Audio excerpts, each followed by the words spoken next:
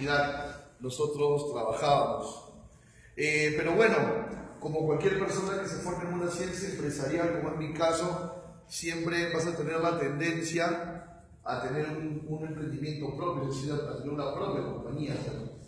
Definitivamente me parece que ese es el objetivo fundamental de alguien que se forma en una carrera empresarial. Y bueno, después de bastante tiempo de aprender el know-how de la logística, decidí fundar mi propia compañía que se llama Comercia. La pueden visitar cuando quieran, comercia.org.pe. Y nosotros obviamente también es una empresa que se dedica a todo el tema de ser un operador logístico. De ser un operador logístico. ¿Y qué es un operador logístico? Aquel proveedor, y justo ese es el tema de nosotros de hoy, que te atiende de manera integral, ¿verdad? Hace los temas de aduana, de transportes y todo lo que hay en el medio de ello, ¿no? Y diseña la operación, que es lo más importante. Bueno, obviamente los años de aprendizaje ya hacen que uno pues, pueda tener el manejo de todo este tema operativo.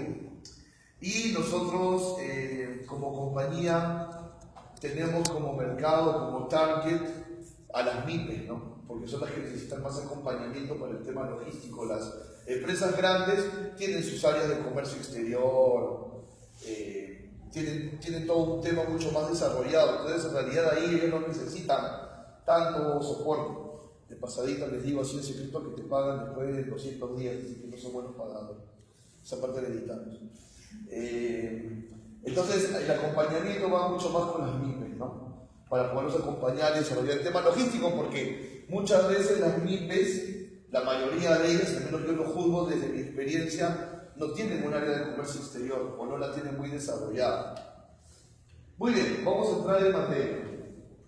Por favor, lo que les voy a pedir encarecidamente es que pregunten, porque esa es la mejor manera de poder aprender. ¿Ok? Cualquier pregunta que tengan, no la vayan a medir. ¿A qué me refiero con eso? No hay pregunta demasiado simple ni demasiado compleja, que estamos para aprender. Entonces, por favor, en cualquier momento de estas 3 horas que vamos a estar juntos, ustedes van a levantar la mano y van a consultar todo lo que ustedes crean conveniente que se debe consultar. Y si alguno quiere compartir casuística o experiencia profesional que tengan conforme vayamos viendo el tema, encantadísimo, porque sus preguntas, las casuísticas o problemáticas o situaciones que ustedes puedan poner en mesa hoy, definitivamente va a enriquecer esta clase, ¿no? Y ese va a ser el factor más importante. Bien, no podemos empezar sin antes concientizarnos en esta frase que vemos en la pantalla. Las mercancías deben llegar a tiempo y en buenas condiciones. Eso es lo primero que cualquier plan logístico o de distribución física internacional debe perseguir. Que los productos lleguen a tiempo y lleguen bien. Son 2 variables a la vez, no una de las 2. La mercancía siempre tiene que llegar bien y a tiempo, porque imagínate, ¿de qué serviría que yo entregue una mercancía en los tiempos correctos si cuando el importador nacionaliza en su país el producto y abre el contenedor, todos los filetes de trucha están descongelados? No sirvió de nada haberle conseguido un transporte marítimo directo, no sirvió de nada haber tenido mucha celeridad, porque finalmente llegó a tiempo, pero no llegó bien. Y al revés igual, ¿verdad? O sea, ¿de qué me sirve a mí entregar un contenedor de artesanías perfectamente embaladas, sin ningún tipo de rasguño, pero se le entregué al importador una semana después? Tampoco eso nos sirve. La logística siempre tiene que perseguir que los productos lleguen bien y a tiempo. Ambas situaciones a la vez, no una de las 2. Y esta regla no solamente es si tú quieres exportar. Esta regla, por así decirlo, también es si tú quieres importar. Claro, porque digamos que de primera línea esto se entendería mejor en un tema de exportación. Les voy a dar un ejemplo de importación. Imagínate que tú licitas con el Estado, lo cual es un buen negocio. Entonces tú has ganado una licitación con el Estado y todo el año 19, tú lo vas a abastecer de ecógrafos al Estado, en los diferentes hospitales y centros médicos que hay en todo el Perú. Entonces, la primera semana de enero del año 19, que ya firmaste el contrato y que ganaste la buena pro, el Estado te va a mandar su lista y te va a decir, tales ecógrafos tienen que estar estos días de enero en tal provincia, en febrero en tal provincia, etc. ¿Me dejo entender? Entonces, ustedes saben, por ejemplo, qué pasa cuando uno licita con el Estado y no entrega a tiempo, tiene días de retraso. ¿Qué sucede? ¿Qué existen? Multas. Penalidades. Se llaman penalidades, ¿verdad? Sí. Ya, gracias. Se llaman penalidades, ¿verdad? Y las penalidades tienen, atención, si a ustedes les interesa licitar, tienen básicamente dos impactos empresariales. Impacto número uno en tu rentabilidad. O sea, vas a ganar menos que lo que proyectaste. Ese es impacto número uno. Impacto número dos, cuando tú quieras licitar con otras entidades del Estado, si alguna vez lo han hecho, dentro de tu expediente técnico tú tienes que presentar cartas de conformidad.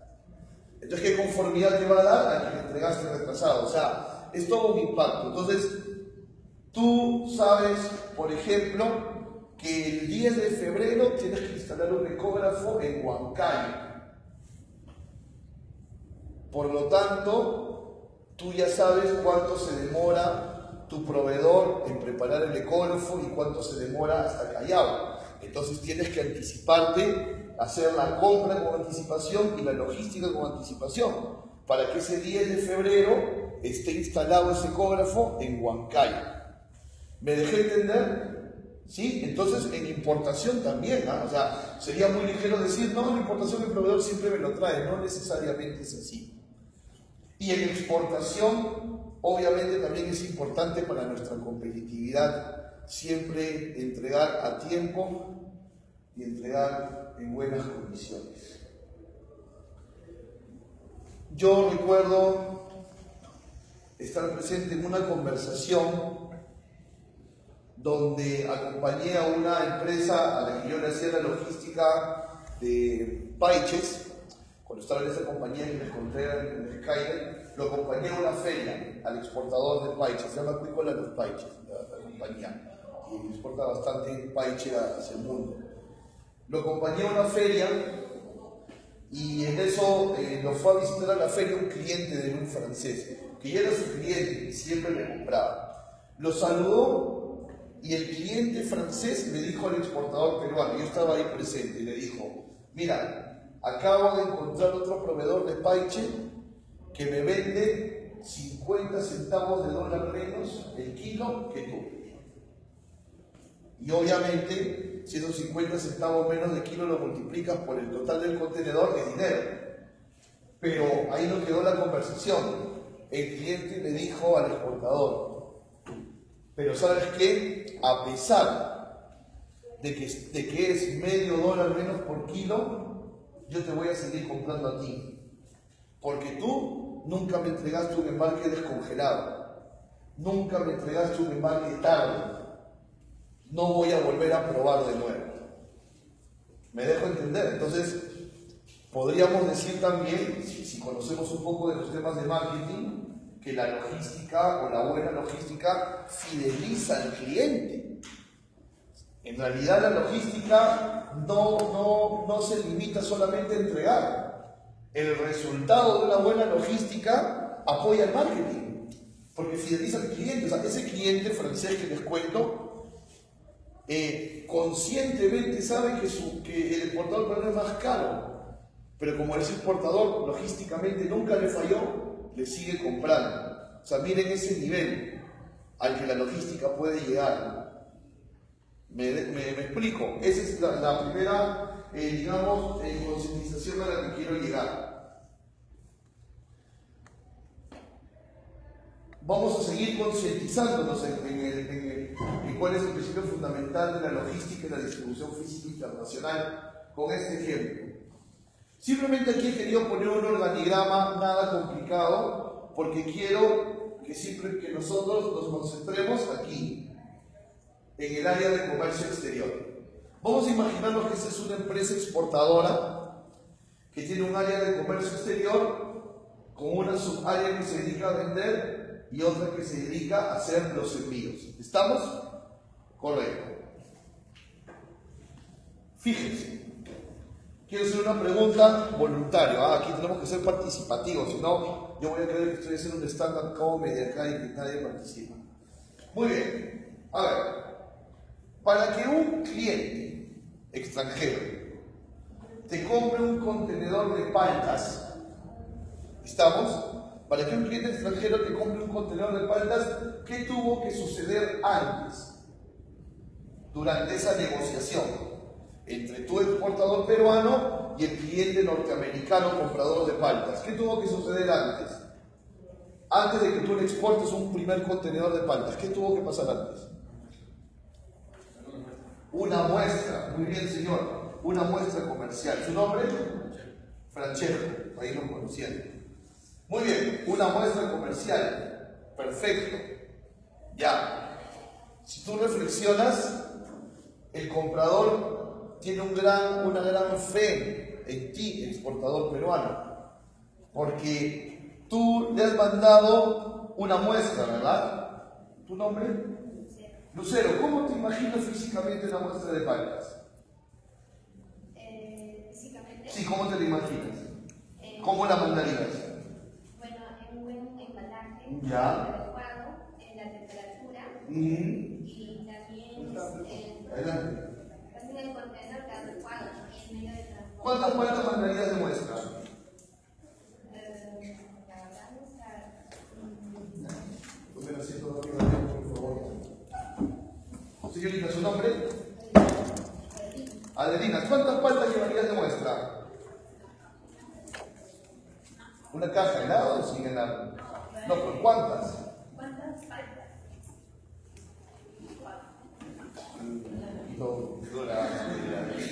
¿Cuántas mandarías? 12. Podrían ser unas 2, unas 20, ¿verdad? Y si hacemos uso de nuestra imaginación físicamente, sería una caja como ese tamaño que hemos estandarizado, ¿no? Caja de leche Lol.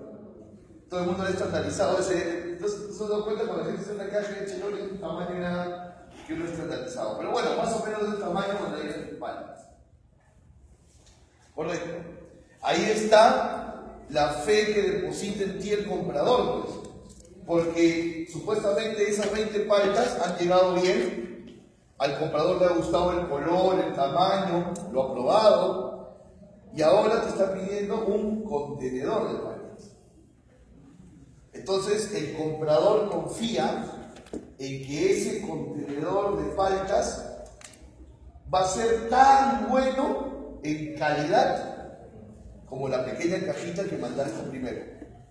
Mira qué responsabilidad, mira qué responsabilidad para ti como exportador, y mira qué fe del cliente como importador, que piensa que todas las paltas que entran por ejemplo en un reefer de 40 van a llegar igual que una pequeña caja. Entonces ahí está, adelante por favor, ahí está el gran motor que necesitas para entender que el producto debe llegar bien y debe llegar a tiempo.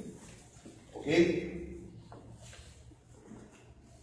Miren, cualquier plan de marketing, cualquier estrategia de... Mira, tú estás posicionado en los 5 primeros lugares de Google, tienes tu tienda Gun Supplier en Alibaba.com, has ido a todas las ferias de tu rubro en el año, etc. Pero nada de eso va a valer si la mercancía llega descongelada, si la mercancía llega rota, si la mercancía llega tarde. La logística es la gran defensora de la competitividad de la empresa. ¿Correcto? De una empresa exportadora. Recuerda que tú cuando haces una negociación prometes cosas, ¿verdad? ¿Tú qué has prometido al vender ese contenedor de paltas? Has prometido temperatura, tiempo de tránsito, condiciones de pago, ¿verdad? ¿Y quién hace que todo eso se cumpla finalmente? La logística. Entonces, todo eso que tú en tu página web dices que eres bueno, todo eso que en tu brochure dices que eres bueno, todo eso que le dijiste al potencial cliente cuando te encontró en la feria internacional y le dijiste que eras bueno, todo eso lo va a confirmar una buena logística. Antes de eso, no hay nada. ¿Ok? Entonces, miren qué tan importante es la logística para una empresa. Es la principal defensora de la competitividad de la compañía. ¿Preguntas hasta ahí? ¿Lo estamos entendiendo? Muy bien. Ahora vamos a hablar de la definición de DFI. ¿Qué significa DFI? Distribución física internacional, ¿verdad? Dice, bueno, este es un concepto de muchos, ¿no? He escrito muchos libros de esto. Dice, tiene por finalidad descubrir la solución más satisfactoria para llevar la cantidad correcta del producto, desde su lugar de origen al lugar adecuado, en el tiempo necesario y al mínimo costo posible, compatible con la estrategia de servicio requerida. Muy bien, de este concepto tenemos para decir bastante y nos vamos a apoyar un poquito en la pizarra siempre y cuando nos traigan una tiza. Vamos a pedir una.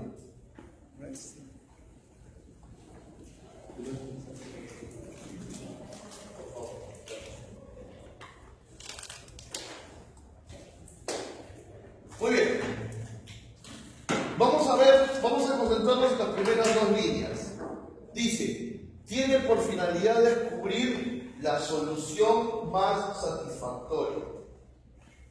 ¿Ok? Eso significa, en distribución física internacional, descubrir la mejor ruta. ¿Correcto? Ténganlo claro. Esas dos primeras líneas lo que están diciendo es, debemos encontrar la mejor ruta. Y ahí tenemos que empezar por un principio fundamental. ¿Y cuál es ese principio fundamental? Al menos existen, y si ustedes recuerdan esto, al menos existen dos aerolíneas para llegar a un aeropuerto de destino. Al menos existen dos líneas navieras para llegar a un puerto de destino. ¿Ok? Ténganlo claro para empezar. Y estoy diciendo al menos, ¿ah? Al menos hay dos. ¿Ok? Al menos hay dos. Eso, por ejemplo, es una variable en la cual tú podrías desconfiar del operador logístico.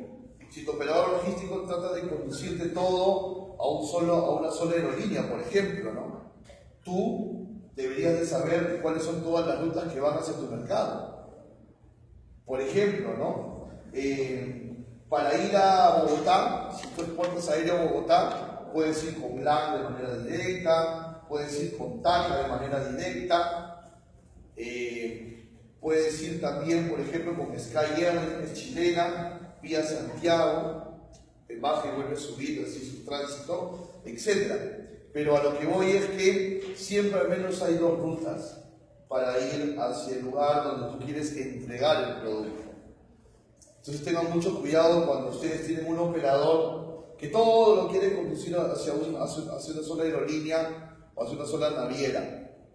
¿Por qué? Porque podría ser, no estamos generalizando, que haya ciertos intereses ahí de comisiones y demás, ¿no? Y finalmente un operador logístico, si lo dice alguien que no es, siempre tiene que buscar lo que le haga mejor a la operación.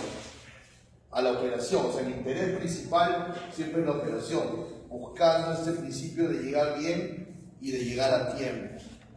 ¿Ok? Ahora,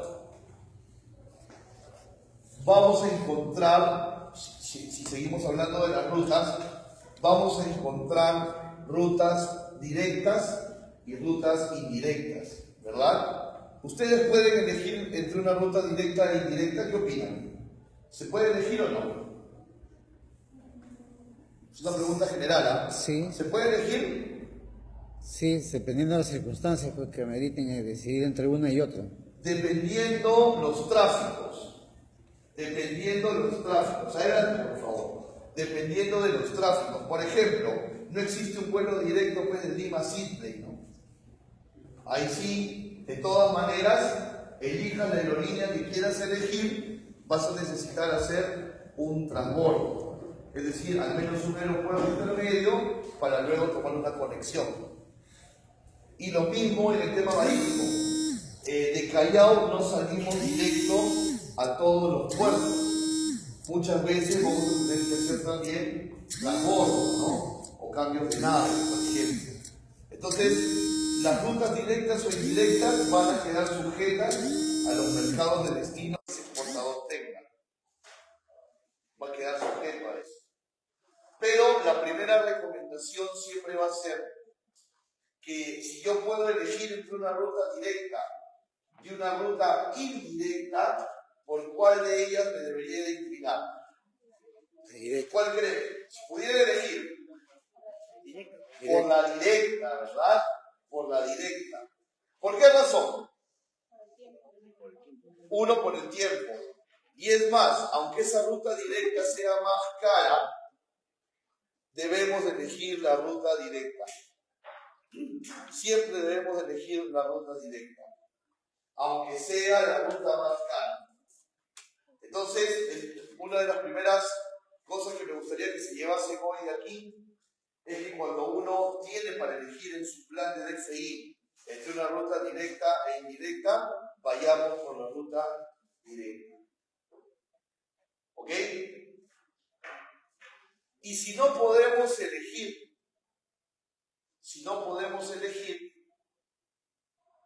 es decir, si las únicas opciones que tenemos son todas con transbordo, ¿qué significa transbordo? Que va a haber un cambio de vehículo en algún aeropuerto o puerto intermedio. Si todas las opciones que tenemos son opciones de transbordo, ahí es donde más vamos a apreciar, ¿saben qué? La experiencia y la expertise del operador logístico con el que trabajamos. Por una sencilla razón. Recuerden bien esto, porque si todavía no han hecho operaciones logísticas o están empezando a hacerlas, recuerden esto. Todo país que se usa como aeropuerto de tránsito o como puerto de tránsito o transbordo, todo país que se usa como punto intermedio tiene derecho, atención, tiene derecho a inspeccionar, a aforar. ¿Qué significa aforar?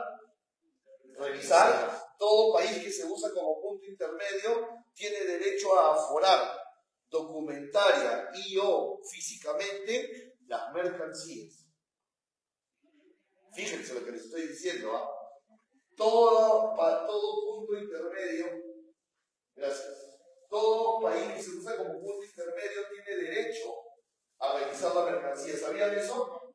¿Tenían esa información?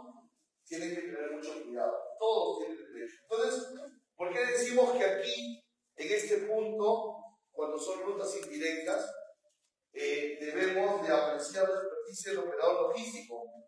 Porque el operador logístico siempre te tiene que decir, mira, tenemos 2 o 3 opciones indirectas. Te recomiendo la opción B. Entonces, pero la opción B es más cara. Sí, es más cara, pero ese país intermedio no es muy complicado verdaderamente. En cambio, si vamos por otro lado, sí. Les pongo un ejemplo. Vamos a suponer que ustedes quieren mover una carga de Lima, ¿lo ven? O cambiamos de color. O aquí mejor. Perfecto. Vamos a suponer que ustedes quieren mover una carga desde Lima, ¿correcto? Un aéreo, vamos a decir primero un ejemplo aéreo. Ustedes quieren mover una carga Lima-Seúl. ICN es el código del aeropuerto de Seúl. Ahí sí se aprecia, ¿verdad? Ok. Entonces van a ir con una aerolínea que va vía Miami. O sea que el aeropuerto intermedio es, ¿qué país? ¿Qué país? Estados Unidos.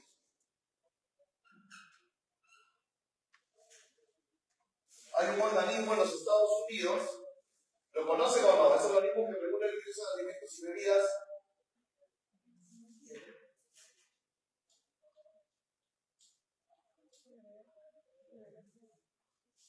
Hay un organismo en Estados Unidos que se llama el FDA, Food and Drugs Administration, que es la entidad del gobierno americano que regula todo alimento y bebida que llega o pasa por los Estados Unidos.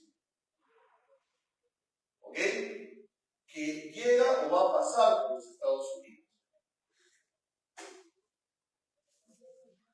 Entonces, ¿qué sucede aquí? Tu mercado como exportador está en Corea. Por lo tanto, tú a este producto, a este alimento, digamos, es una mermelada. A esta mermelada, tú te has esperado por sacarle los permisos para ingresar a Corea. Porque es lo más lógico, ¿verdad? Si vas a vender a Corea. Es un alimento, debes de tener los permisos para ingresar alimentos a Corea. Correcto, pero no contaste con que el avioncito va a bajar primero a Miami, a Estados Unidos. Y es un alimento y la autoridad competente del FDA puede revisar. ¿Ok? ¿Y qué pasa si sale a foro físico? Porque dijimos que esta revisión del punto intermedio puede ser documentario física. ¿Qué pasa si sale a foro físico? El FDA o la aduana americana va a demorarse en función de qué tan congestionada esté la aduana de Miami. Por lo tanto, vuelo de conexión perdido.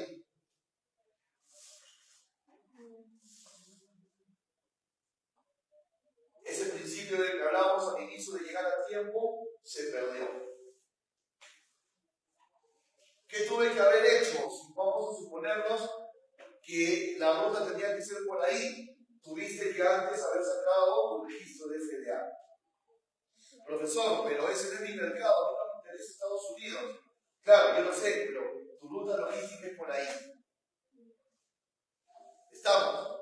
Entonces, cuando uno hace una exportación aérea o marítima y no tiene más remedio que hacer tránsito porque no hay una ruta directa, tú tienes que hacer los documentos a como piensa la aduana de origen, a como piensa la aduana intermedia y la aduana de destino.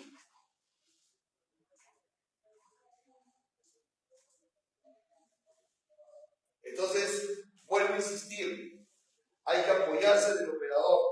Oye, y si hacemos tránsito en este país, ¿van a pedir algo adicional? ¿Me dejo entender?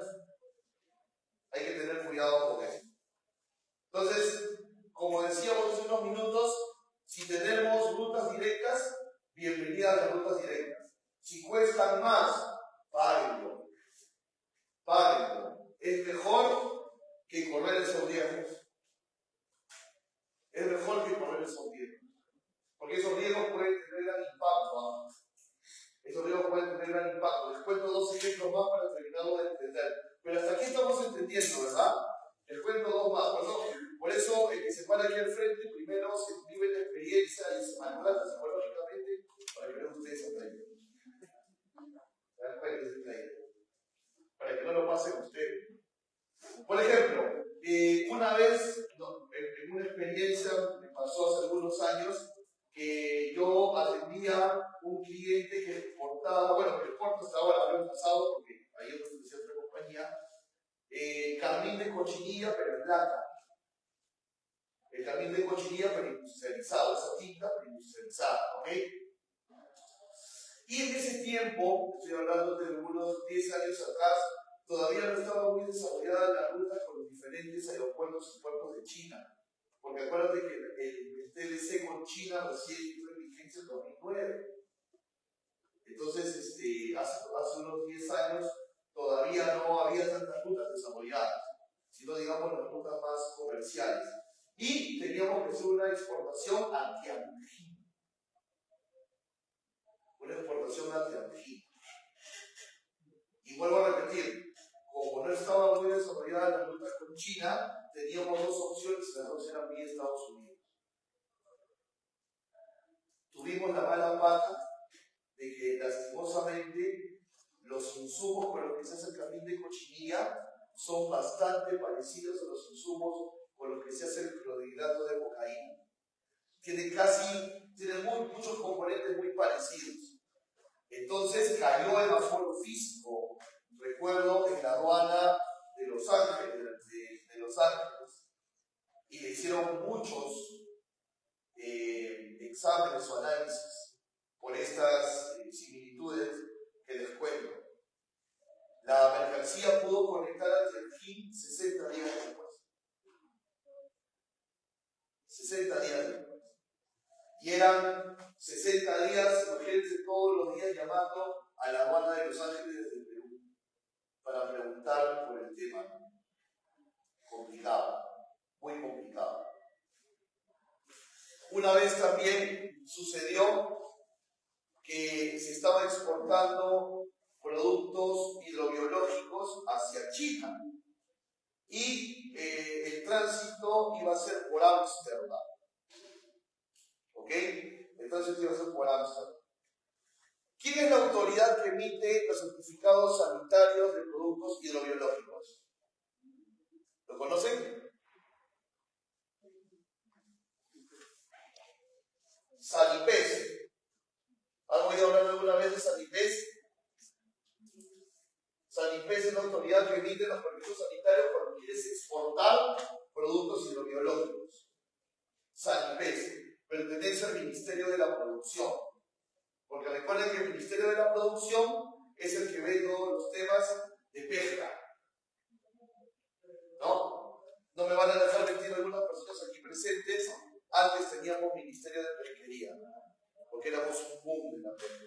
Pero ahora se ha reducido un viceministerio, ¿no? que por encima de él el Ministerio de la Producción. Bueno, Sanipes. Entonces el exportador fue a Sanipes, que queda en Domingo Luego Angamos, el edificio que le llaman Mi Banco, bastante conocida esa esquina, y tramitó su certificado para exportar a China sus productos hidrobiológicos.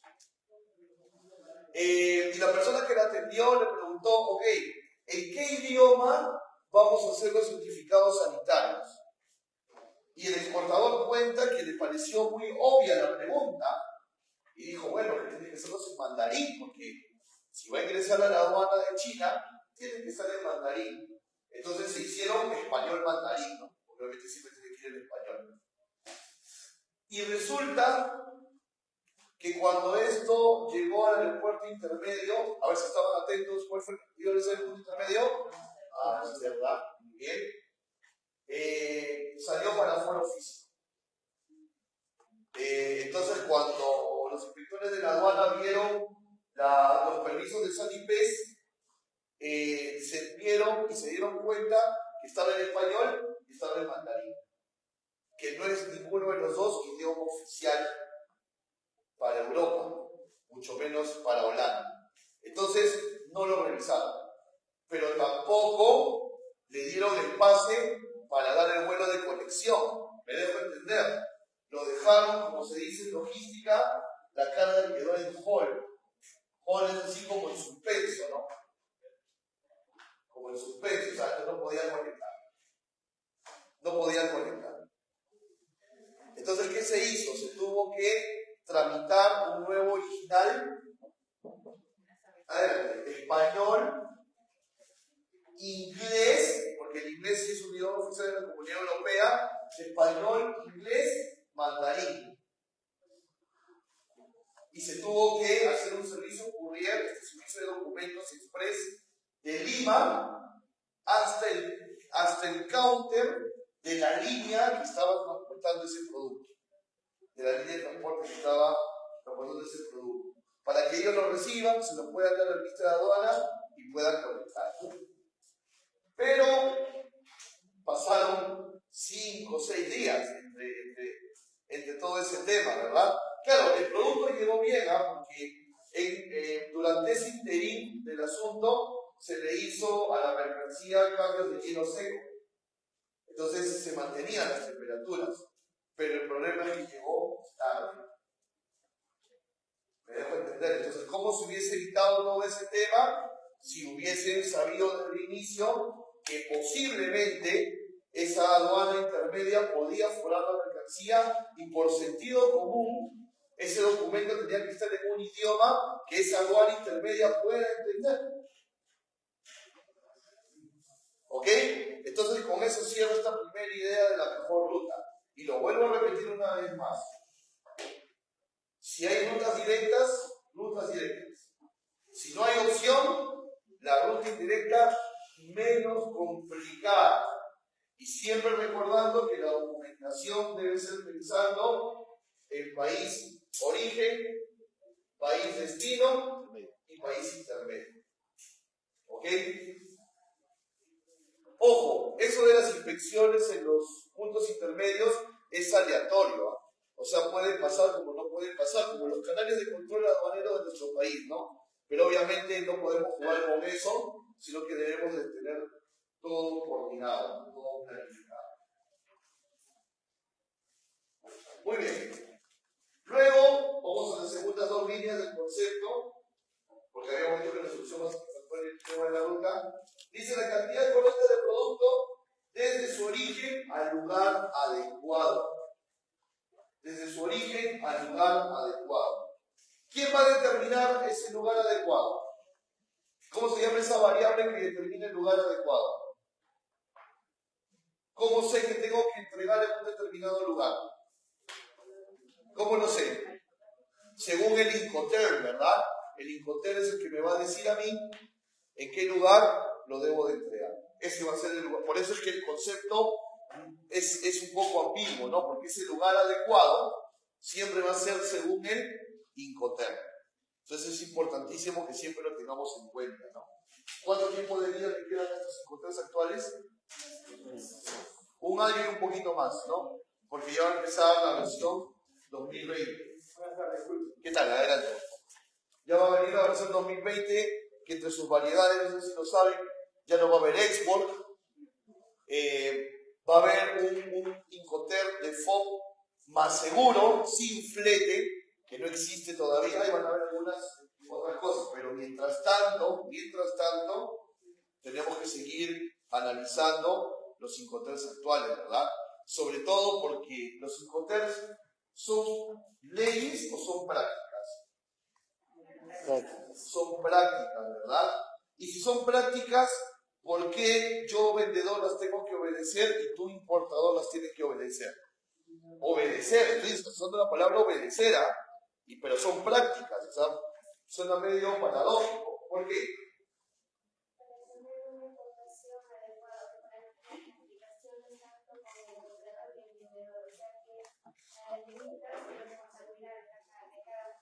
Si yo, como exportador, no cumplo parte de mi responsabilidad en los Incoterms, ¿el importador puede iniciarme algún laudo arbitral o algo así? ¿Y cómo puede hacerlo si solo son prácticas? ¿Saben por qué? Se los digo para que lo tengan clarísimo. Artículo 9 del Convenio de Compraventa Internacional de la ONU, Derecho Comercial Internacional. El artículo 9 de ese convenio dice que las partes quedarán obligadas por las prácticas en común que acepten. ¿Me dejo entender? O sea, es interesante, ¿no? Los Incoterms son prácticas, pero se vuelven de orden vinculante o obligatorio, porque el artículo 9 del convenio de la ONU dice que si vendedor y comprador aceptan ambos una práctica en común, ¿cuál sería esa práctica en común? El Incoterm quedan obligados por esa práctica. Interesante, ¿verdad? Y ese artículo 9 también sirve, por ejemplo, para las cartas de crédito, porque las cartas de crédito, todo este tema de las cartas de crédito, no sé si alguna vez lo han visto, carta de crédito back to back, carta de crédito irrevocable y demás, también son prácticas, pero ese artículo 9 también las vincula, y lo mismo los seguros, varias cosas interesantes. Muy bien, entonces, la mejor ruta y entregarlo según el Injoter, ¿verdad? En el tiempo necesario, dice, y al mínimo costo posible. Al mínimo costo posible. O sea, siempre tenemos que buscar también el ahorro en el tema logístico. Pero ese ahorro no puede nunca poner en peligro dos cosas. Número uno, la calidad del producto, que es el ahorro más facilista, ¿no? Hervimos la chicha, el maíz 3 veces para hacer más baldes de chicha. O sea, eso lo hace cualquiera, ¿verdad? O sea, ese ahorro no es un buen ahorro. Y tampoco un ahorro que ponga en riesgo la mercancía. Por ejemplo, lo que hablábamos en la pizarra, ¿no? Por ahorrarme $100, una ruta indirecta en lugar de una opción directa, con los riesgos que ya hemos conversado. Entonces, cuando se habla del mínimo costo posible, tenemos que entender que deben ser ahorros que no afecten la logística en sí, que persigue dos cosas. ¿Cuáles son esas dos cosas que persigue la logística? Los dos principios de la logística que hemos aprendido hoy: llegar bien y llegar a tiempo. Uno, que ese ahorro no violente ese principio, y dos, no violente la calidad del producto, ¿verdad? Por ejemplo, algunos ejemplos de minimizar costos de manera que no se afecte la calidad del producto. Por ejemplo, ¿qué opción tengo yo según la exportación? Mi valor exportado en términos FOB es menor a $5.000. ¿Qué costo podría yo omitir en mi cadena logística? El agente de aduana, ¿verdad? Porque la normativa dice que, ¿cuál dice la normativa? ¿A partir de qué, hasta qué valor yo puedo hacer un despacho simplificado sin necesidad de un agente de aduanas? $5.000, ¿verdad? ¿Así a secas $5.000? ¿Así a secas? A ver. Vamos a ver.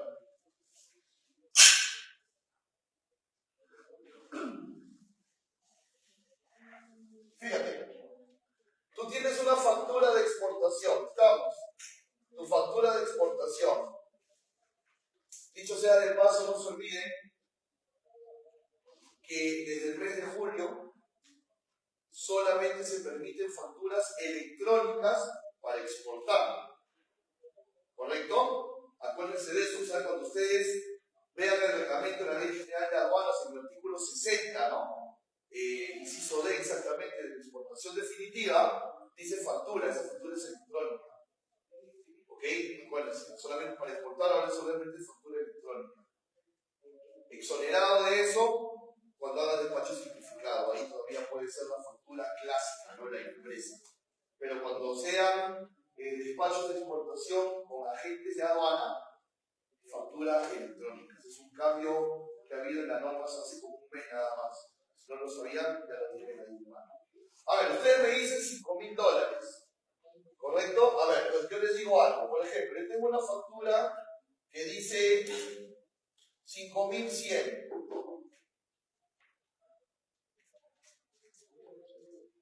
CFR Terms, factura de exportación.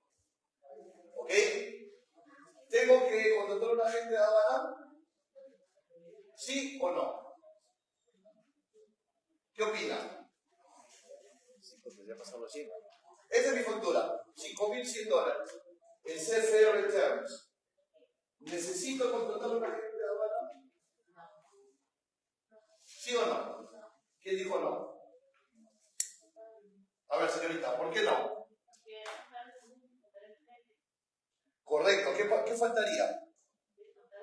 Muy bien, descontado el frente, correcto. ¿Ven? Por eso ustedes no pueden decir simplemente $5.000.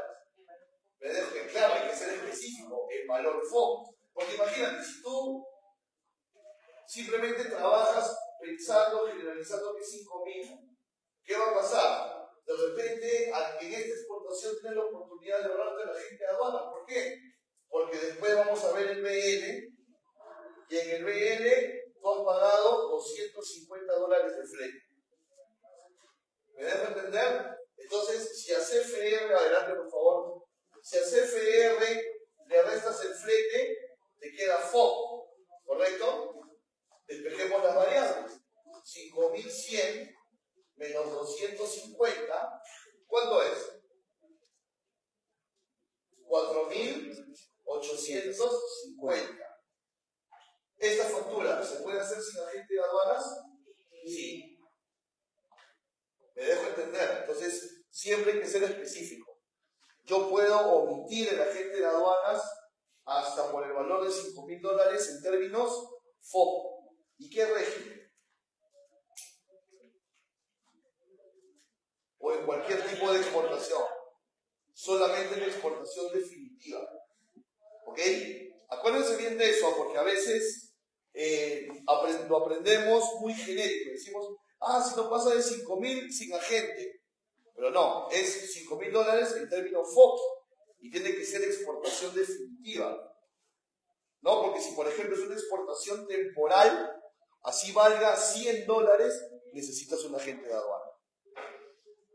Entonces las condiciones para no tener la obligación de tomar un agente de aduana son hasta $5.000 en FOB y que sea exportación definitiva. ¿Ok? Y en importación para el consumo, el límite es $2.000 también en FOB. Sí, una pregunta. Dígame. Habla de términos de definitiva. Sí. Claro, existen dos modalidades de exportar temporalmente. No se preocupe. Sí, hay dos maneras de exportar temporalmente. Una primera que se llama para reimportación en el mismo estado, donde usted exporta un producto y el producto tiene que regresar en las mismas condiciones, salvo algún desgaste. Por ejemplo, vamos a suponer, usted va a ferias y su mobiliario es parte de su marketing.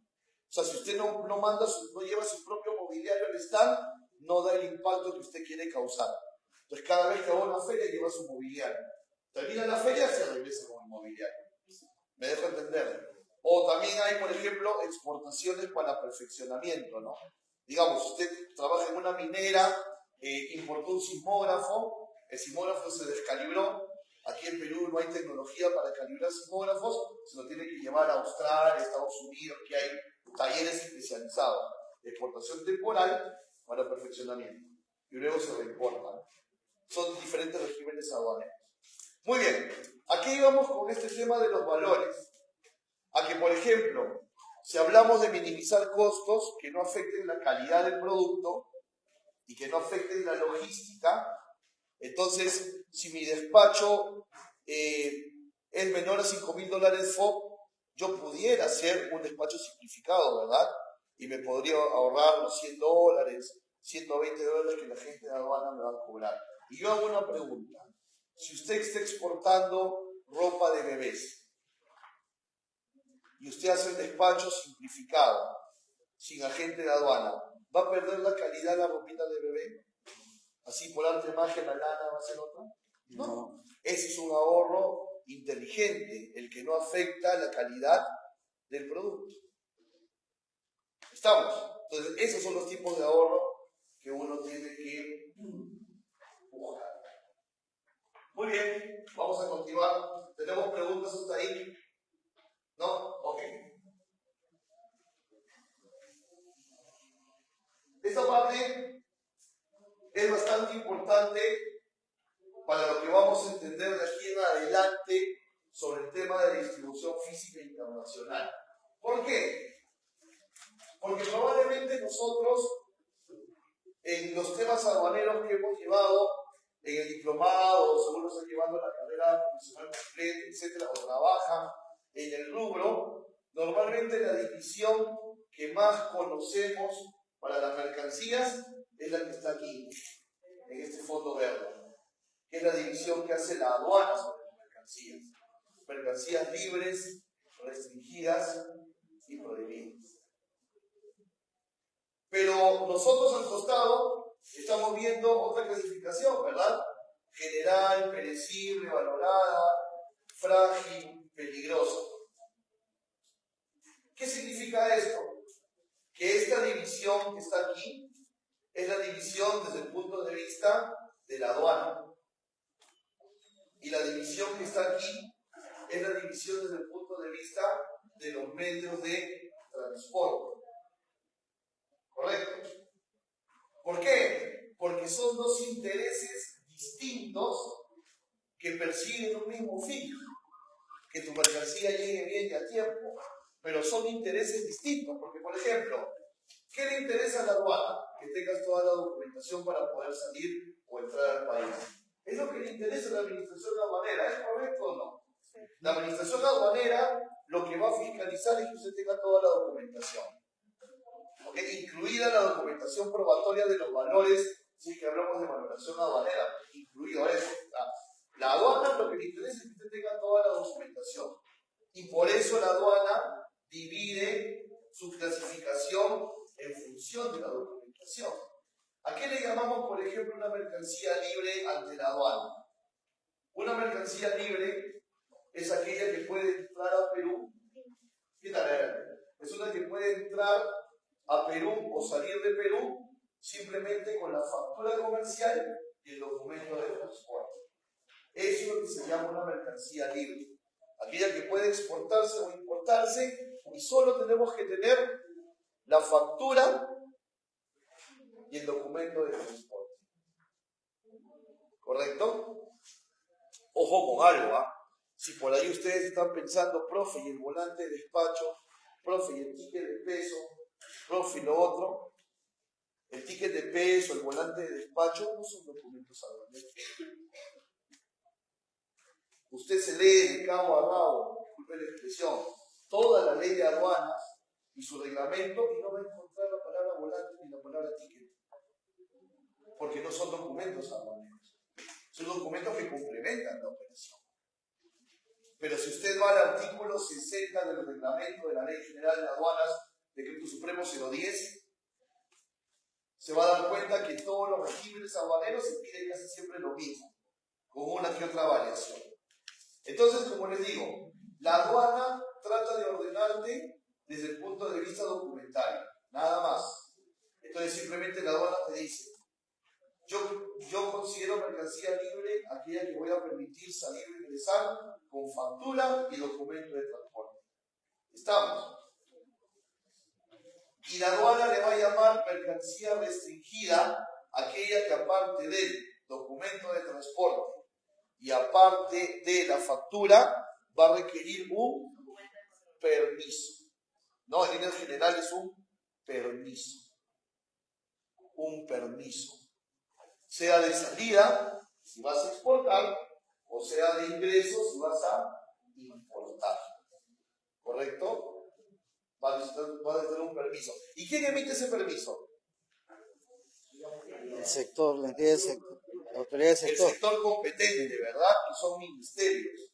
Pero que no son directamente los ministerios, sino organismos de los ministerios, ¿no? Por ejemplo, DIGEMIN, Ministerio de Salud, DIGESA, Ministerio de Salud, SENASA, Ministerio de Agricultura, etcétera, ¿no? Ellos son los que emiten los permisos. Y entonces, cuando un producto necesita permisos, se le llama mercancía restringida. ¿Ok? Pero pregunto yo, ¿la aduana le llama mercancía restringida porque se va a podrir, no se va a podrir, porque está congelado, descongelado, porque es inflamable, corrosivo? No. No. Es más, vuelvo a citar el famoso artículo 60 del reglamento de la Ley General de Aduanas. En ningún momento de esa lista de documentos que están en el artículo 60, usted va a encontrar que diga fitosanitario, homologación del MTC. No, ¿por qué? Porque cada ministerio tiene su propia base legal.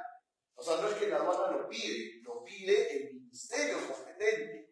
Y la aduana, que trabaja en conjunto con esos ministerios, no va a dejar salir ni ingresar el producto si no tienes el permiso de ese ministerio. ¿Hasta ahí me siguen? Lo que quiero que entendamos en este minuto es que la aduana te ordena desde el punto de vista documental. Nada más. Pero hay otra división que no debemos olvidar, que busca otro interés, que no es el interés de fiscalización, sino busca un interés del bien llevar de la carga. Y ese es el transporte. Y para el transporte sí, la división va a ser diferente. Si es carga general, si es perecible, o si es valorada, o si es frágil, o si es peligrosa. ¿Estamos?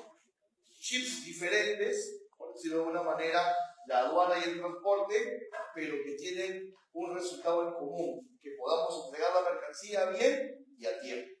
Entonces, una de las claves que tú, como operador logístico, como exportador, tienes que entender es que tú tienes que buscar la comunión entre el pensamiento de la aduana y el pensamiento del transportista internacional. Y si usted logra entender la idiosincrasia de ambos, siempre le va a ir bien en la parte operativa. Porque la parte operativa es de ambos puntos, tanto de la aduana como del transporte. ¿De qué me sirve a mí conocerme de memoria el trámite aduanero de exportación si no sé cómo hacer un proceso de parking? Y viceversa. ¿De qué me sirve a mí saber cómo hacer el trámite de importación del producto si lo estoy comprando en export y no sé cómo debo enmarcarlo desde origen?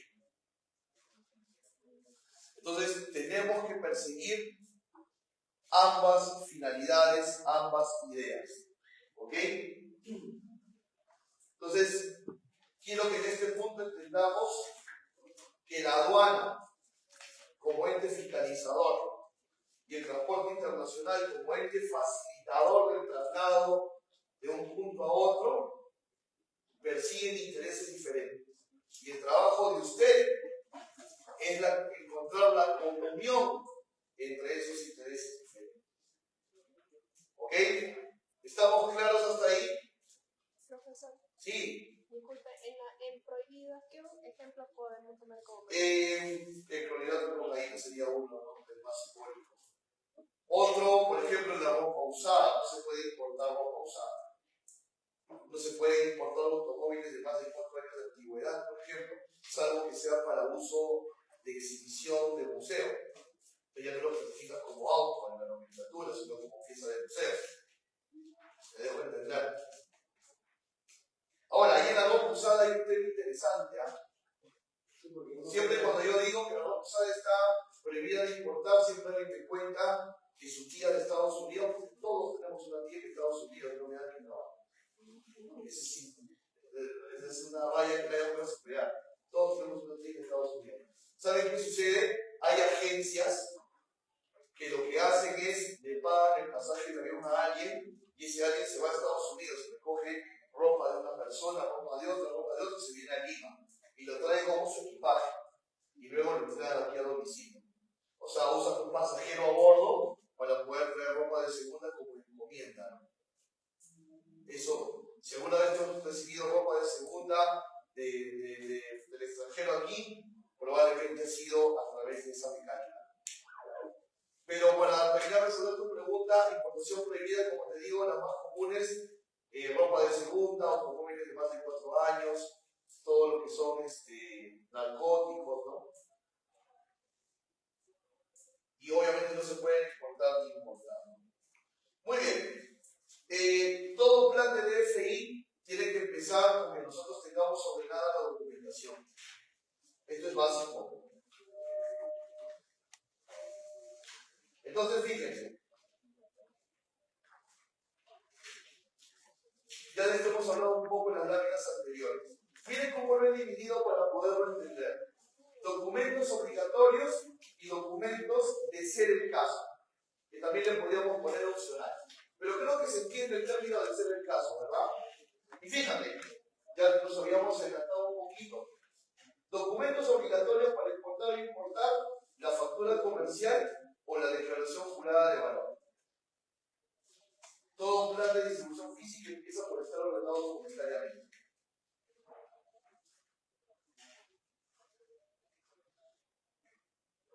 Podríamos agregarle boleta de venta, ahí donde dice factura o declaración jurada. ¿Podríamos agregarle boleta de venta? ¿Qué opinan? Sí, correcto. Correcto. Usted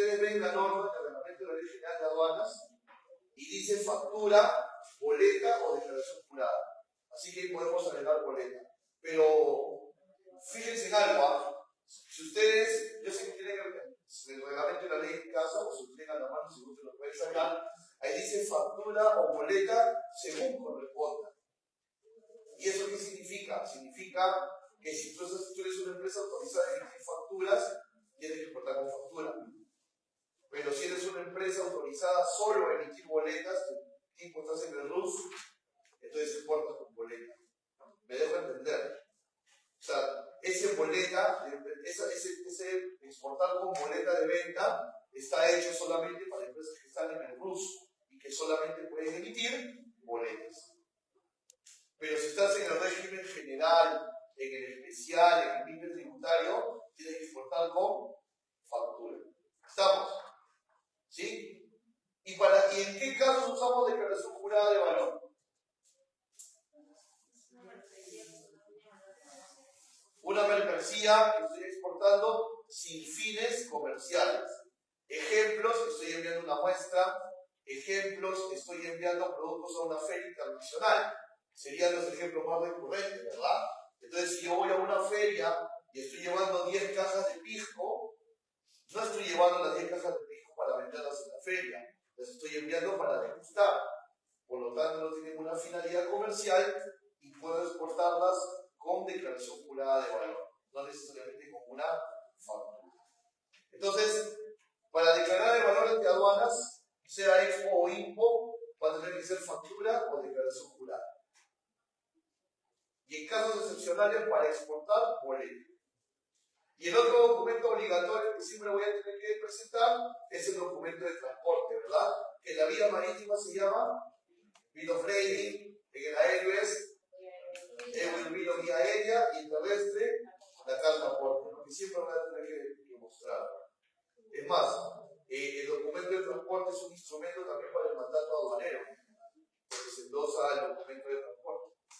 Entonces, en documentos obligatorios para exportar o importar, factura o documento de transporte. Y documento de transporte. O sea, son documentos, estos que están en el grupo de obligatorios, son documentos que, como dice la juventud de ahora, no hay forma de que los puedas, que puedas exonerarte de ellos. Porque, por ejemplo, factura o declaración jurada, ¿por qué? Porque siempre hay que declarar un valor. Sea con fines comerciales o sin ellos, siempre hay que declarar un valor. Y el documento de transporte, porque obviamente hay un traslado físico, y ese traslado físico se instrumenta documentariamente con un documento de transporte. Y luego más abajito estamos viendo en la pantalla uno que dice de ser el caso, o sea, opcional, o sea, según las circunstancias. Por ejemplo, ¿cuándo vamos a necesitar un certificado de origen? Para cogerle un acuerdo comercial, ¿verdad? Ok. ¿De exportación en Expo o en IMPO?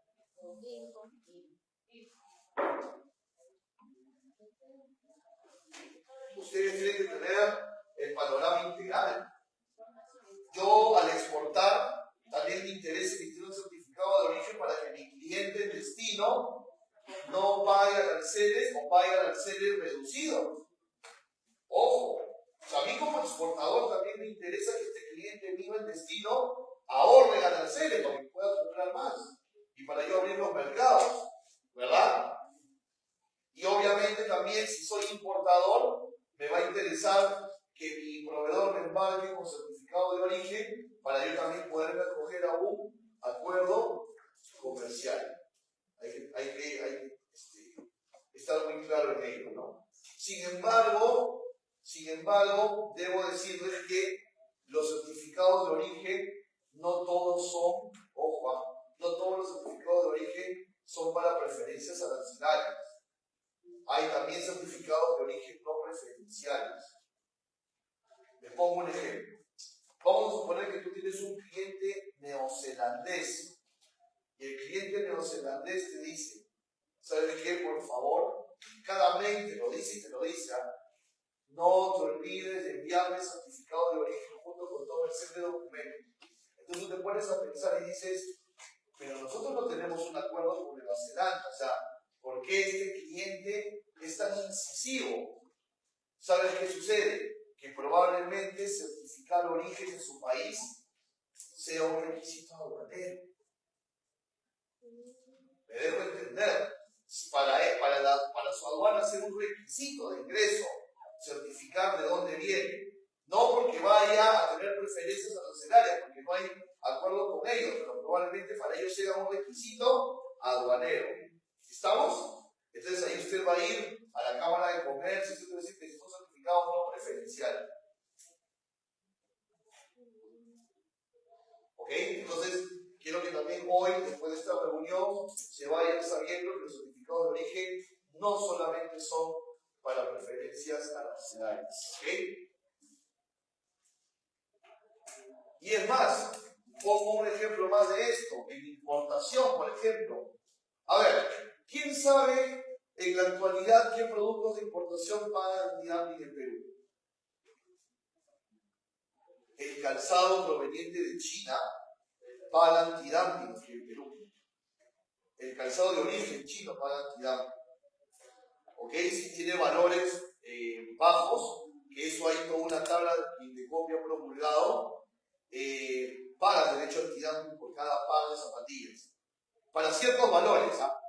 Cuando el FOB es mayor a $7 el par, no hay derecho antidumping, pero más o menos de 7 abajo sí hay derecho antidumping. Entonces, ¿qué pasa? Vamos a suponer que tú estás trayendo zapatillas de China, pero la mano de el proveedor es chino, pero han sido cosidas las zapatillas en Malasia. ¿Te deberían cobrar antidumping? ¿Sí o no? ¿Se entendió la pregunta? Yo tengo un proveedor chino y le he comprado zapatillas, pero las zapatillas no las hace el proveedor chino, las manda a coser en Malasia, pero me las embarca desde China, porque él es el agente comercial. Hasta ahí me siguen. Cuando llega a Perú las zapatillas, ¿me van a cobrar antidumping? ¿Qué opinan? A ver, vamos a ver. Según sí. ¿Me van a cobrar antidumping? A ver, vamos a llenar la duda imaginariamente, ¿ya? País de embarque. País de fabricación. El antidumping es para productos originarios de China. ¿Te cobran antidumping o no? No, porque tú lo estás trayendo de China, pero el producto no es originario de China, es de Malasia. Me dejo entender, el antidumping es para el producto originario de China, o sea, made in China.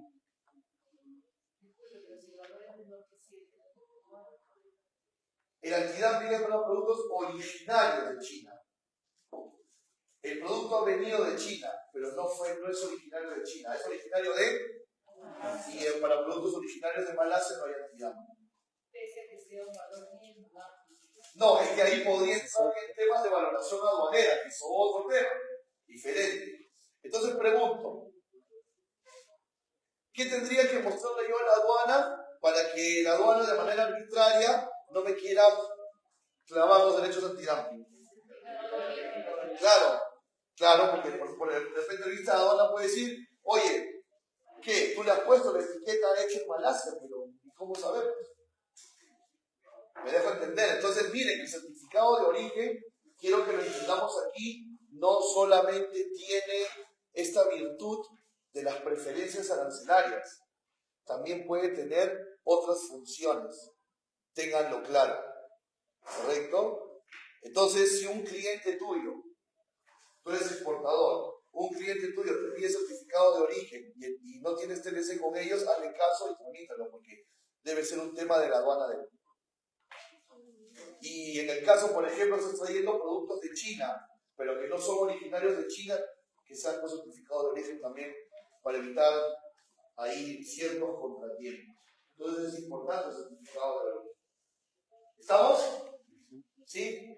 Muy bien. Ahora, en la práctica de nuestro país, y esto esperemos que en algún momento alguna medida legal lo pueda arreglar, pasa lo siguiente, fíjate. Yo cuando voy a tramitar un certificado de origen en la Cámara de Comercio, en la Sociedad Nacional de Industrias, o en ADEX, ¿qué requisitos me piden para tramitar un certificado de origen? Me piden que les presente la factura. ¿Estamos o no? ¿Y qué pasa si yo voy a ir a una feria y voy a llevar 10 cajas de pisco para degustación? ¿Con qué documento lo voy a sacar? ¿Con factura o con declaración de valor? Correcto. Y si necesito para entrar a ese país certificado de origen, ¿voy a poder tramitar certificado de origen en Perú? ¿Sí o no?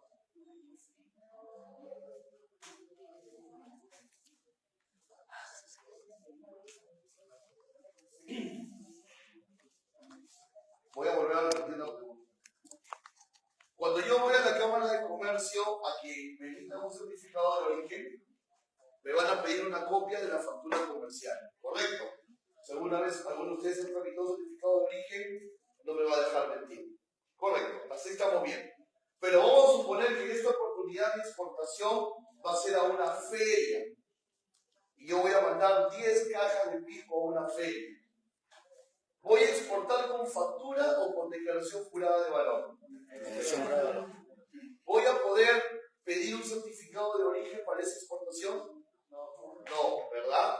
No, porque yo no estoy exacto, no hay factura.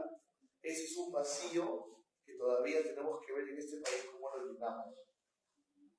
¿Por qué? Porque a la aduana del otro país, si te pide como requisito certificado de origen, te lo piden indistintamente si es una exportación o es una feria.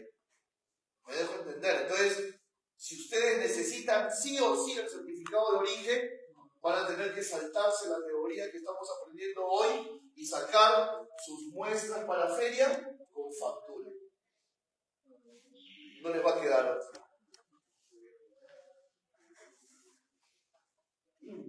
Bueno, y los permisos que ya hemos hablado, ese es el caso, ¿no? Entonces es muy importante estar documentariamente ordenado.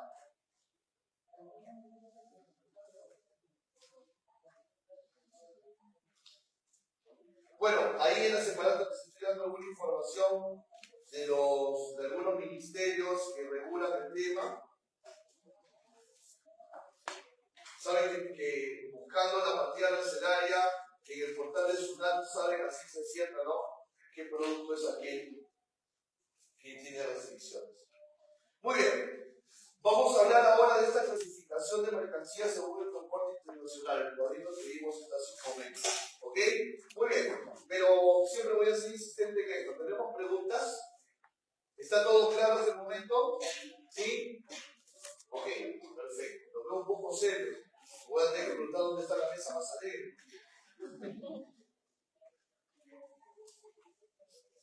Muy bien.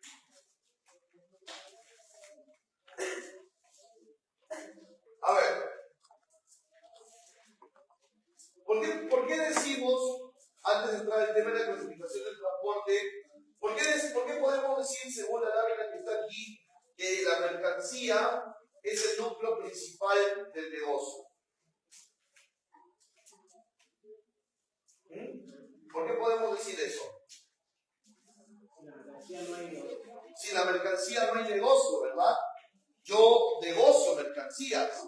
Finalmente, eso es lo que va a llegar al cliente y va a causar la fidelización, el cautivar, la experiencia, todas esas cosas que comercialmente busco para poder avanzar en los negocios. Entonces, por lo tanto, tenemos que entender que lo que estamos transportando no es meramente un contenedor de palta, ¿no? Por seguir con el ejemplo, estamos transportando nuestra inversión, el esfuerzo, la negociación, toda la proyección que la empresa pueda tener. Entonces, aquí creamos un poco de conciencia, entendiendo que lo que estamos transportando es el núcleo principal del negocio. Finalmente, si ustedes profundizan un poco más, una empresa exporta productos y servicios a la vez. porque tú exportas el producto, pero también estás prometiendo un tiempo de tránsito, servicio, un buen embalaje, una temperatura adecuada. Entonces, en realidad, si queremos un poquito profundizar en el tema, yo no solamente exporto el producto y hay todo un servicio alrededor del mismo. Es más, es tan así que si hay algún error en tu logística, el cliente extranjero no va a entender que fue tu operador. ¿Quién es el responsable?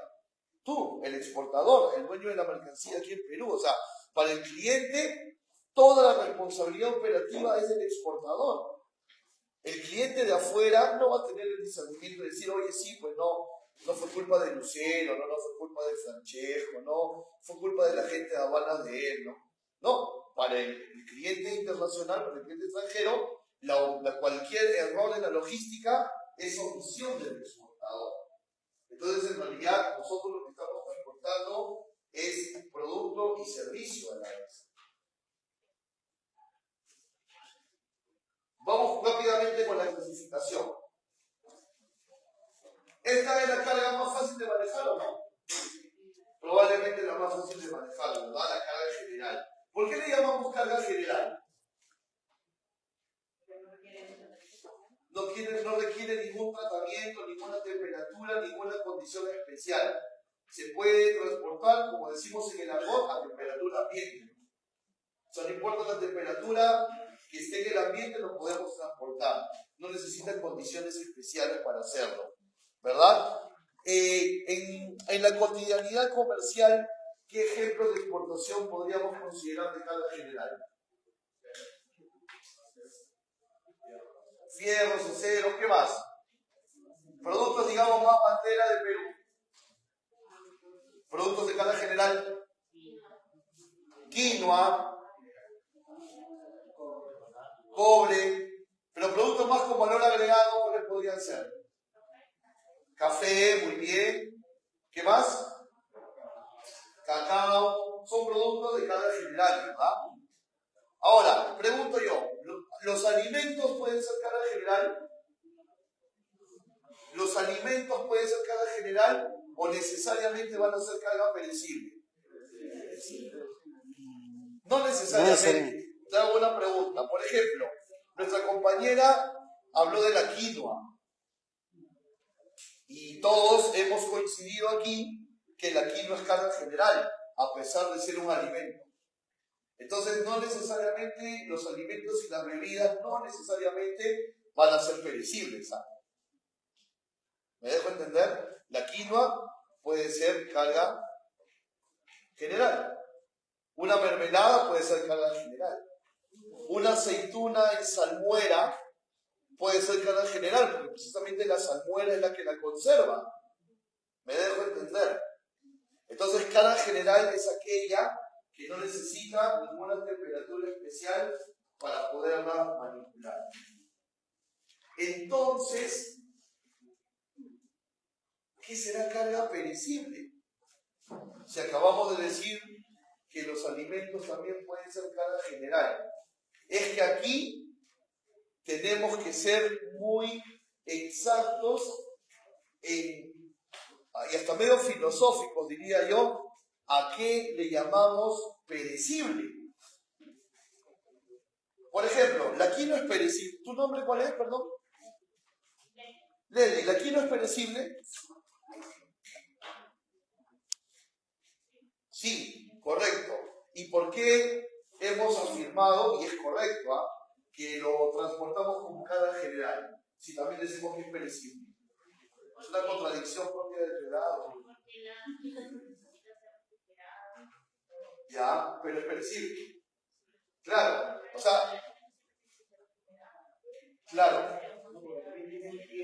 Por el plazo. Claro, la quinoa, que la hemos clasificado como general, es perecible, pero su tiempo para que perezca es un tiempo muy amplio, un tiempo mucho más amplio que el tiempo de tránsito, ¿verdad? Un tiempo mucho más amplio que el tiempo en el cual se va a comercializar en el otro país. Por ejemplo, la harina de maca, que exportamos mucho al mercado asiático, también es perecible, pero dura un poco más de un año. Entonces, en un poco más de un año ya se embarcó, ya llegó y ya se vendió, y ya se lo comieron también.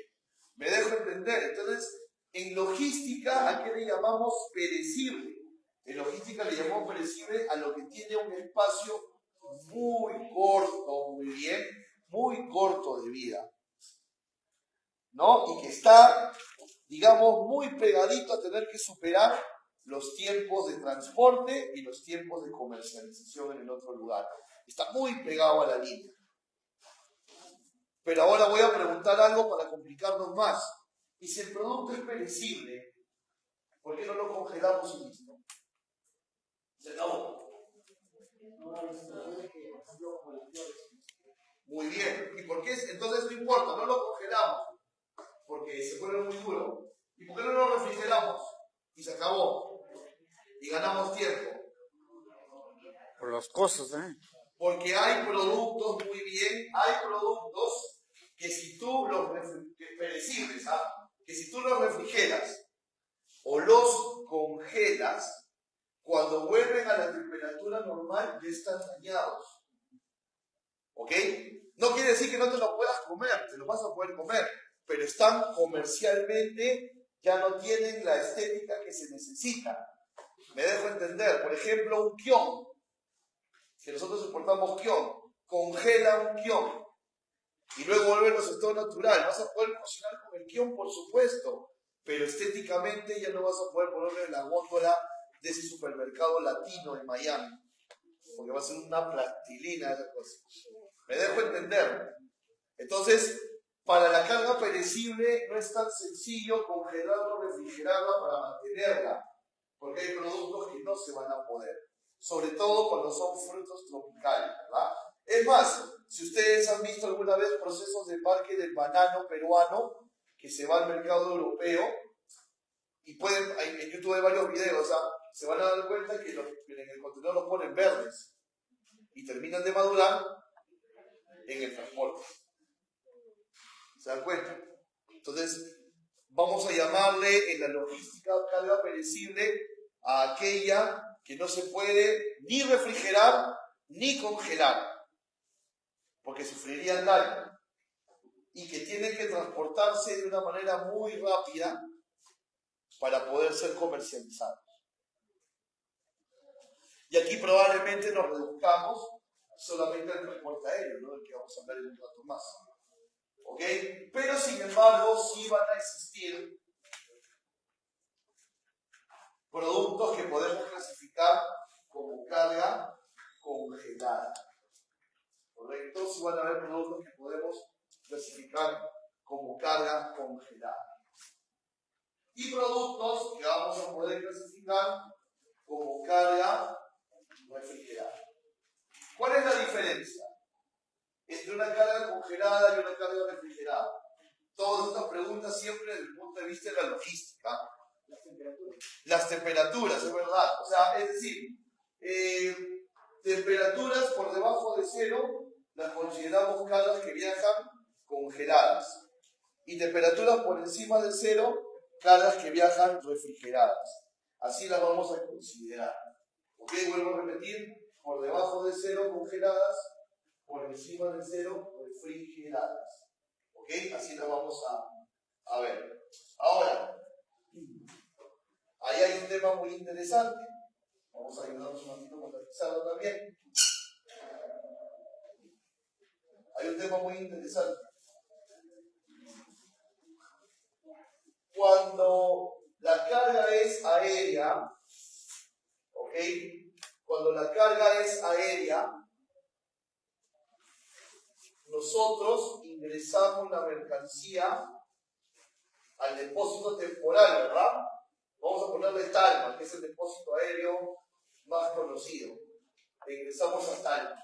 Pero cuando ingresamos la carga, esta carga ingresa a un almacén congelado, ¿verdad? Y la temperatura ambiente de ese almacén de congelado dentro de Talma, ¿conocen Talma? ¿Está con el aeropuerto? Esa temperatura donde va a ingresar la carga está en menos 18 grados. ¿Ok? Ese es el ambiente que hay en esa sección del almacén. Es un almacén más o menos el doble del tamaño de este salón y está a menos 18 grados ambiente. Ahí se coloca la mercancía que va a viajar aéreo de manera congelada. O también puedes tomar el servicio de lo que es el reposadito de frío aéreo también. Y la mercancía está en ese ambiente. Eso ayuda a mantener la cadena de congelado. Adicionalmente a ello, tú has metido ese producto congelado en cajas isotérmicas, más conocidas comercialmente como las cajas de Tecnopor. ¿Y por qué cajas de Tecnopor? Porque estas cajas, la caja de Tecnopor tiene la facultad de no permitir que ingrese el aire de afuera, o sea, que puede calentar la mercancía. Y dentro, este pescadito o otro producto congelado, dentro lo has reforzado con hielo seco o lo has reforzado con Hellpack.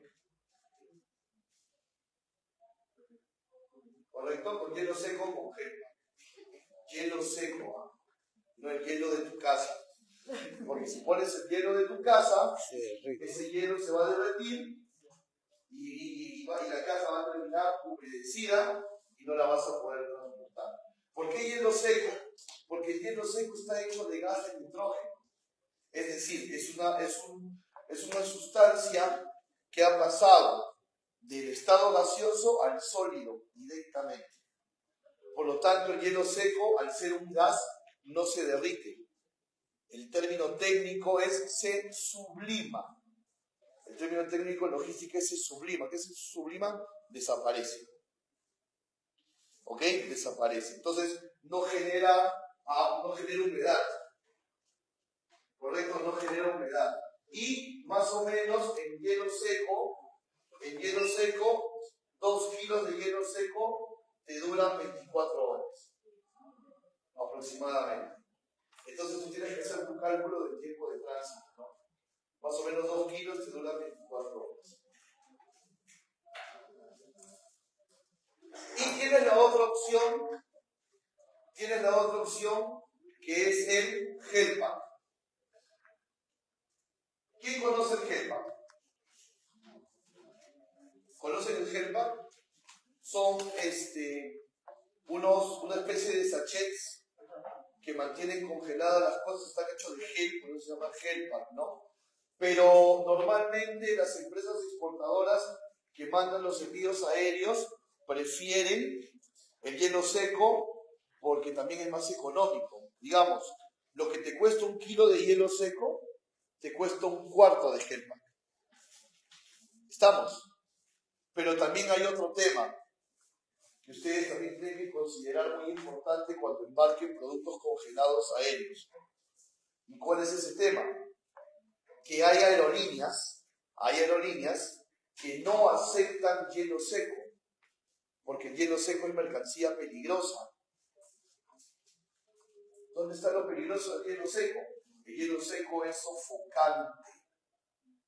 Si yo le encierro en un cuarto pequeño con 20 kilos de hielo seco, usted podría morir sofocado por los gases de nitrógeno que despide el producto, el hielo seco.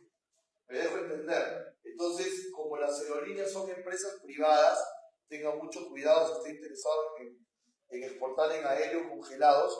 Como las aerolíneas son empresas privadas, las aerolíneas tienen derecho a aceptar trabajar o no con hielo seco.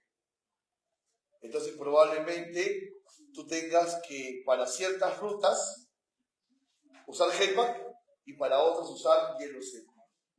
No vas a poder uniformizar tu criterio, porque en algún momento te vas a encontrar con alguna aerolínea que te va a decir, no, yo no trabajo con hielo seco, solamente con Hellpack. La restricción de una aerolínea, no, las aerolíneas, digamos, le ponen un pare o tienen reticencia por el tema de peligrosidad. ¿Me dejo entender? O sea, hablando de seguridad en la aviación en un minuto nada más, podría alguna caja desprenderse y las bodegas del avión están a los pies del pasajero y podría el humo pues causar algún pánico en el avión. O sea, si hablamos de seguridad en la aviación, siempre hasta lo que puede causar un pánico es un riesgo para todo el vuelo. Entonces hay algunas aerolíneas que no van a recibir el hielo seco. Y eso hay que tenerlo en cuenta. Y si no, vas a tener que ser jefa o buscar otra aerolínea, ¿no? ¿Ok? ¿Cuál es la diferencia? Ahora, una vez que usted lo tiene levante para exportar y su cajita congelada va a subir al avión de LAN, digamos, va a subir al avión de LAN, va a ir en la parte más baja del avión, en la bodega más baja del avión, que normalmente la temperatura ambiente es 2 grados. Pero obviamente el producto está congelado por dentro, ¿no?